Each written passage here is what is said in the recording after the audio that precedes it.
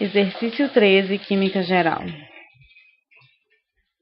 A efervescência é causada pelo dióxido de carbono, CO2, produzido na reação do bicarbonato de sódio, NaHCO3, com algum ácido contido no comprimido, geralmente o ácido cítrico, C6H8O7. Nesse caso, a formação do hidrogênio citrato de sódio, NaC6H7O7, como mostra a equação balanceada abaixo.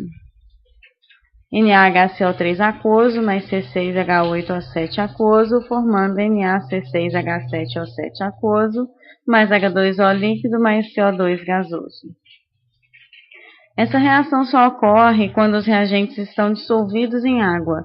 É por isso que esses comprimidos podem ser guardados por muito tempo em embalagens bem fechadas. Se temos 35,446 gramas de comprimido antes de dissolvê-lo na água, e se a massa do comprimido ao final da dissolução é 34,629 gramas, qual a massa de CO2 produzida? E qual a quantidade de bicarbonato de sódio contida no comprimido? Dados informados, as massas atômicas em U, unidade de massa atômica. Para o sódio, 23, para o hidrogênio, 1, para o carbono, 12, para o oxigênio, 16.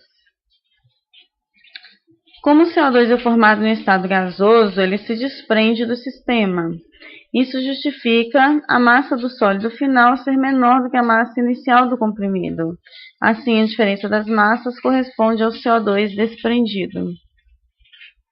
Pela lei de conservação das massas, a massa do comprimido vai ser igual à massa resultante mais a massa do CO2.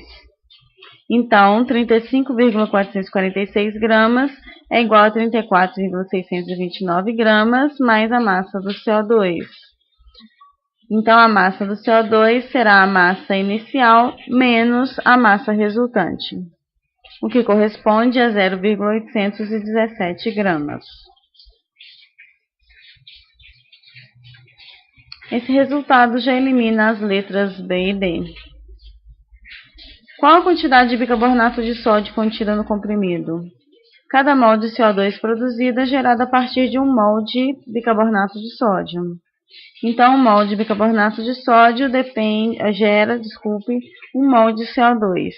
Então, 84 gramas de bicarbonato de sódio dá origem a 44 gramas de CO2. Para isso, considera-se a massa molar. Então, 1 mol de bicarbonato de sódio corresponde a 84 gramas de bicarbonato de sódio, bem como 1 mol de CO2 correspondem a 44 gramas de CO2. Assim, pela regra de 3,